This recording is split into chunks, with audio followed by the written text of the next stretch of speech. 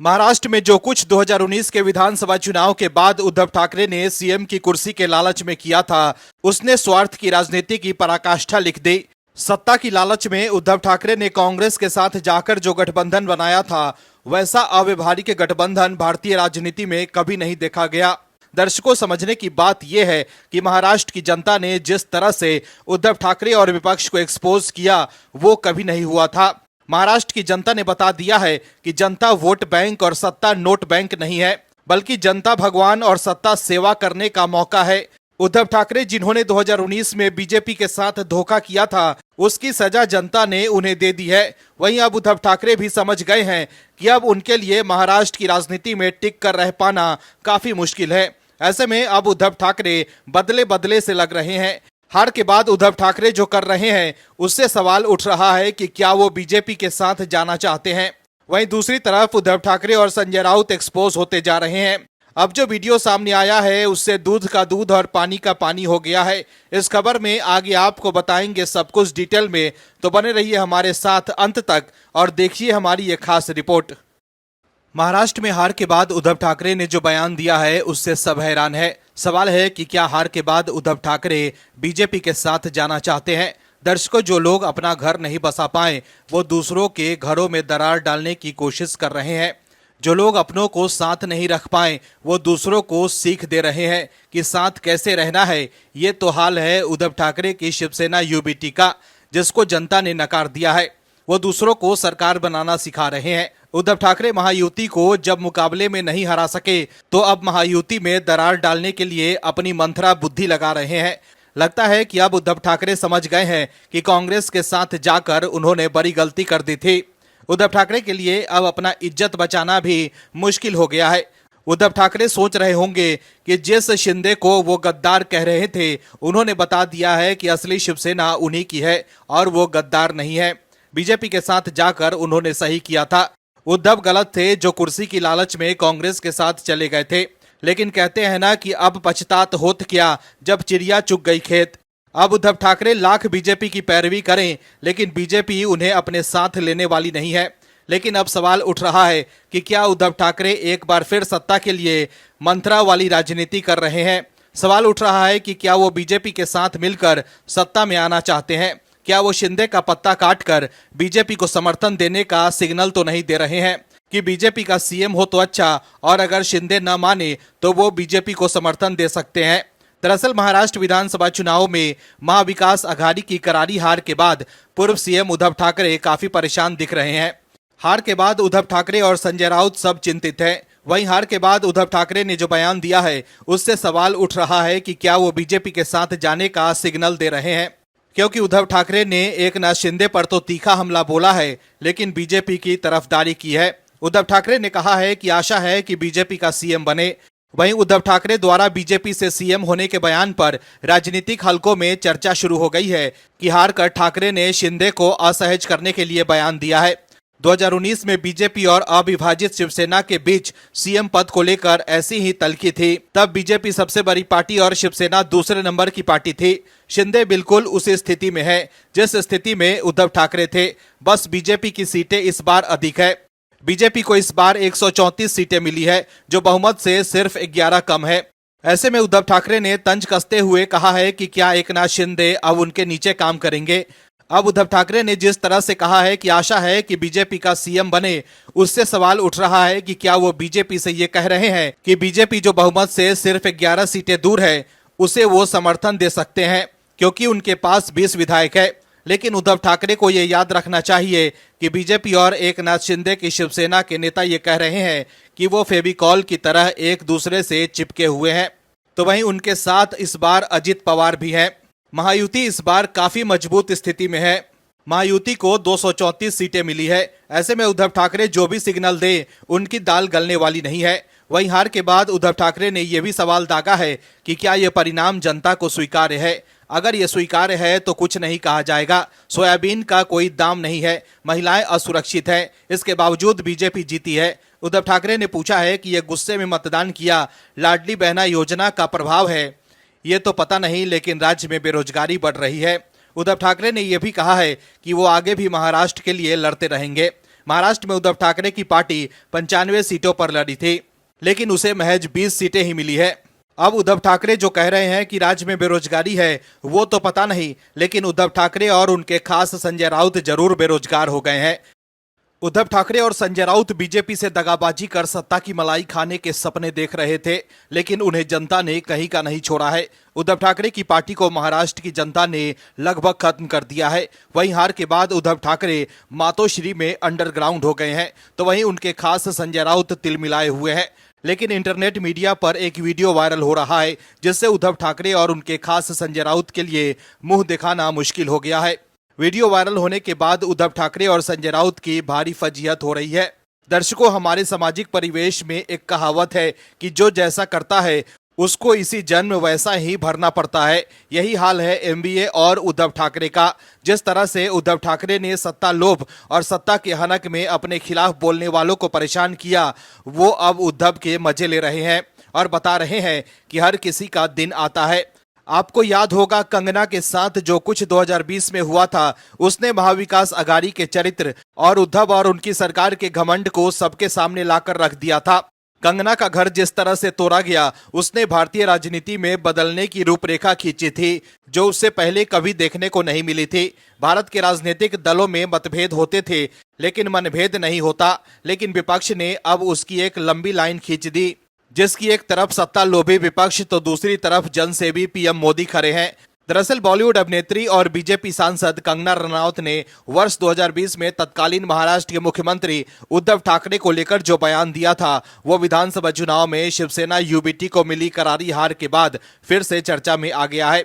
उनका बयान उस समय सुर्खियों में आया था जब बीएमसी ने कंगना के मुंबई स्थित कार्यालय का कुछ भाग अवैध निर्माण का हवाला देते हुए तोड़ दिया था। इस घटना से आहत कंगना ने उद्धव ठाकरे को चुनौती दी और उनके घमंड जल्द टूटने की बात कही थी। बीएमसी की कार्रवाई के बाद एक वीडियो संदेश जारी कर कंगना ने कहा था कि उद्धव ठाकरे, आज मेरा घर टूटा है, कल तेरा घमंड टूटेगा। ये वक्त का पहिया है, याद रखना, हमेशा एक जैसा नहीं रहता। कंगना ने इस घटना को अपनी अभिव्यक्ति की स्वतंत्रता पर हमला बताते हुए कहा था कि ये कार्रवाई उनके विरुद्ध राजनीतिक द्वेष के तहत की गई है। वहीं अब महाराष्ट्र विधानसभा चुनाव के परिणाम सामने आने के बाद लोग अब शिवसेना, यूबीटी, कांग्रेस और एनसीपी शरद पवार गुट को मिली सीटों का फोटो इंटरनेट मीडिया पर कंगना के उस वीडियो के साथ प्रसारित कर रहे हैं। वहीं एमवीए की हार के बाद कंगना रनौत ने भी जमकर निशाना साधा। कंगना ने विपक्षी गठबंधन को दैत्य तक कह दिया। इसके साथ ही उन्होंने कहा कि महिलाओं का अपमान करने के कारण उसे ये हश्र झेलना पड़ा। महायुति गठबंधन की धमाकेदार जीत के बाद कंगना रनौत ने विपक्षी गठबंधन की दैत्य से तुलना करते हुए कहा है कि उसे ये हार इसलिए मिली क्योंकि उन्होंने महिलाओं का अपमान किया। पत्रकारों से बातचीत करते हुए कंगना रनौत ने कहा कि मैंने उद्धव ठाकरे की इतनी बड़ी हार की ही उम्मीद की थी। हम ये पहचान सकते हैं कि कौन देवता है और कौन दैत्य है। ये इस बात पर निर्भर करता है कि वे महिलाओं का सम्मान करते हैं या उनके कल्याण के लिए काम करते हैं। आपको बता दें कि कंगना रनौत और तत्कालीन महाराष्ट्र के मुख्यमंत्री उद्धव ठाकरे के नेतृत्व वाले महाविकास अघाड़ी के बीच 2020 में विवाद हुआ था, जब बीएमसी ने कंगना के बंगले को गिरा दिया था। वहीं अब कंगना ने कहा है कि दैत्य की तरह ही ठाकरे को यह हार मिली है। जो महिलाओं का सम्मान नहीं करते, वे कभी नहीं जीत सकते। उन्होंने मेरा घर तोड़ा और मुझे गाली दी। दर्शकों, कंगना के घर पर बुलडोजर चलाने के बाद उद्धव के खास संजय राउत ने सामना में लिखा था उखाड़ दिया, लेकिन महाराष्ट्र की जनता ने उनकी ही पार्टी को राज्य से उखाड़ कर फेंक दिया है। महाराष्ट्र में हार के बाद उद्धव ठाकरे के खास संजय राउत ऐसे परेशान है कि मानो अब उनकी हिम्मत ने जवाब दे दिया हो। ऐसा लग रहा है जैसे हार से संजय राउत टूट गए हैं। वो पहले तो हार स्वीकार ही नहीं कर पा रहे थे, उन्होंने नतीजों को ही मानने से इनकार कर दिया था, लेकिन अब वो बैकफुट पर हैं और बीजेपी के जीत वाली मंत्र से हक्के बक्के हैं। दर्शकों, एक बहुत पुरानी कहावत है कि जो लोग विचारों से समझौता करते हैं और जिनके नियत में खोट आ जाता है, नियति उसे कहीं का नहीं छोड़ती है। बाला साहब ठाकरे कहा करते थे कि जिस दिन कांग्रेस से समझौता करना पड़ जाए, उस दिन मैं अपना दुकान बंद कर दूंगा। कांग्रेस के साथ उद्धव का जाना किसी को समझ नहीं आया था, ना ही बीजेपी को और ना ही शिव सैनिकों को। लेकिन शीर्ष नेतृत्व का सम्मान करते हुए शिव सैनिक चुपचाप कांग्रेस के साथ चले गए थे, लेकिन उनका उस गठबंधन में शायद दम घुटने लगा। तभी तो एकनाथ शिंदे के नेतृत्व में वो सब बीजेपी के साथ गए भी और अपनी सरकार भी बनाई। ये बाला साहब ठाकरे की विचारों की पहली जीत थी, लेकिन उद्धव ठाकरे तो कुसित मानसिकता के साथ बीजेपी के साथ अलग हो गए थे। लेकिन जनता ने साफ कर दिया कि उनकी नजर में असली शिवसेना कौन सी है। शायद बटोगे तो कटोगे का नारा शिवसेना यूबीटी को समझ में आ गया कि बंटने का नतीजा ये हुआ कि उद्धव ठाकरे के सारे वोट कट गए। जो संजय राउत कुंठित आलाप कर रहे थे रुझानों के समय, उन्होंने भी हार स्वीकार कर ली, लेकिन कई किंतु परंतु के साथ। हालांकि संजय राउत ने अपनी हार के साथ निचले स्तर की राजनीति भी की है। दरअसल महाराष्ट्र विधानसभा चुनाव के नतीजों से विपक्षी इंडी गठबंधन सदमे में है। जो लोग खुद से वफा नहीं कर सकते, वो हमेशा दूसरों को ही बेवफा बताते हैं। कई लोग आपको ऐसे देखने को मिल जाएंगे कि वे फेल होने का ठीकरा दूसरों पर फोड़ते हैं। उन्हें पता है कि वो कुछ कर तो पाएंगे नहीं, तो अपनी हताशा और निराशा के लिए किसी और को जिम्मेवार बताते हैं। इसलिए शायद उद्धव ठाकरे के खास संजय राउत अपनी गलती से सीखने को तैयार नहीं है और अपनी हार का ठीकरा देश की सर्वोच्च अदालत और उसके पूर्व सीजीआई पर फोड़ रहे हैं। दरअसल हार से झल्लाए संजय राउत ने पूर्व मुख्य न्यायाधीश डीवाई चंद्रचूड़ पर निशाना साधा। संजय राउत ने पत्रकारों से बात करते हुए कहा कि अगर शिवसेना में बगावत के बाद विधायकों की अयोग्यता पर चंद्रचूड़ ने समय पर फैसला दे दिया होता तो आज परिस्थितियां कुछ और होती। वहीं हार के कारणों का विश्लेषण करने के बाद उद्धव ठाकरे ने कहा था कि न्यायमूर्ति चंद्रचूड़ द्वारा शिवसेना विधायकों की अयोग्यता पर फैसला न देने के कारण उन पर निशाना साधा गया था। उद्धव ठाकरे ने कहा था कि सर्वोच्च न्यायालय ने शिवसेना बनाम शिवसेना यूबीटी और एनसीपी बनाम एनसीपी शरद चंद्र पवार के मुद्दे पर अपना फैसला नहीं दिया। करीब 2 साल हो गए, अब तो चुनाव भी हो गए, हम किस पर भरोसा करें या किसके पास जाएं। वहीं इस बात को आगे बढ़ाते हुए संजय राउत ने डीवाई चंद्रचूड़ का नाम लेते हुए उन पर खुलकर निशाना साधा। संजय राउत ने कहा कि चंद्रचूड़ ने दल बदलुओं के मन से कानून का डर खत्म कर दिया, उनका नाम इतिहास के काले अक्षरों में लिखा जाएगा। उन्होंने आगे कहा कि अयोग्यता याचिकाओं पर फैसला न करके चंद्रचूड़ ने दल बदलुओं के लिए दरवाजे और खिड़कियां खोल दी है। इसलिए आज महाराष्ट्र में जो कुछ भी हो रहा है उसके जिम्मेदार डीवाई चंद्रचूड़ ही है। लगातार संजय राउत डीवाई चंद्रचूड़ पर निशाना साध रहे हैं।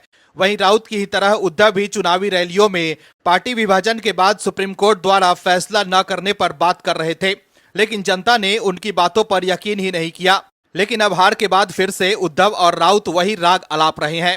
वहीं पहले संजय राउत जो नतीजों को मानने के लिए तैयार ही नहीं थे, लेकिन अब वो हार का ठीकरा पूर्व सीजीआई पर फोड़ रहे हैं।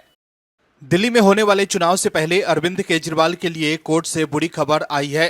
कोर्ट में अरविंद केजरीवाल की दाल नहीं गल रही है। दर्शकों, अरविंद केजरीवाल चाहते हैं कि कोर्ट से उन्हें राहत मिल जाए। सवाल है कि क्या अरविंद केजरीवाल को एक बार फिर कार्रवाई को लेकर डर सता रहा है?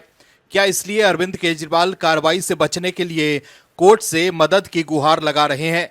लेकिन अब कोर्ट भी अरविंद केजरीवाल को राहत देने के मूड में नहीं है।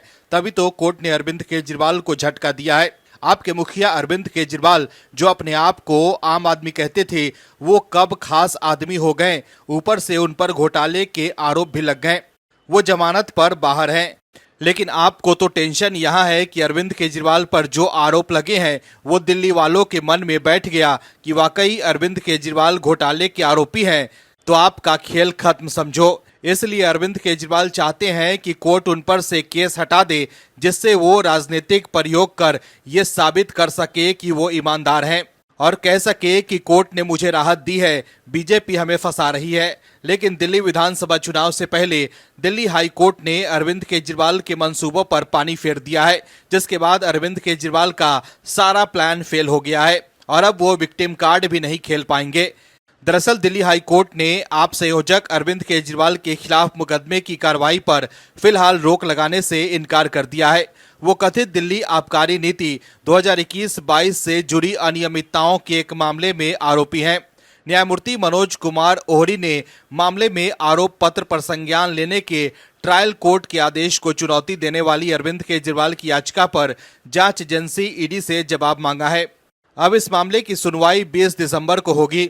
अरविंद केजरीवाल ने ट्रायल कोर्ट के आदेश को रद्द करने की मांग की और तर्क दिया कि विशेष अदालत ने उनके अभियोजन के लिए किसी मंजूरी के अभाव में आरोप पत्र पर संज्ञान लिया था, क्योंकि जब कथित अपराध किया गया था तब वो एक लोक सेवक थे।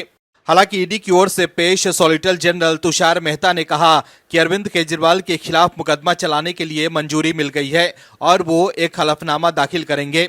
अरविंद केजरीवाल ने सुनवाई की शीघ्र तारीख की मांग की। जब अदालत ने शुरू में सुनवाई अगले साल के लिए तय की और उनके वकील ने तत्कालता के कारण दिन के दौरान रोक लगाने की उनकी याचिका पर आदेश देने पर जोर दिया। वहीं तुषार मेहता ने इस तरह के दृष्टिकोण को अनुचित बताते हुए स्थगन आवेदन पर जवाब दाखिल करने की मांग की। वहीं हाई कोर्ट ने आपराधिक मामले में ट्रायल कोर्ट की कार्यवाही पर फिलहाल रोक लगाने से इनकार कर दिया था। Bureau report OMH news.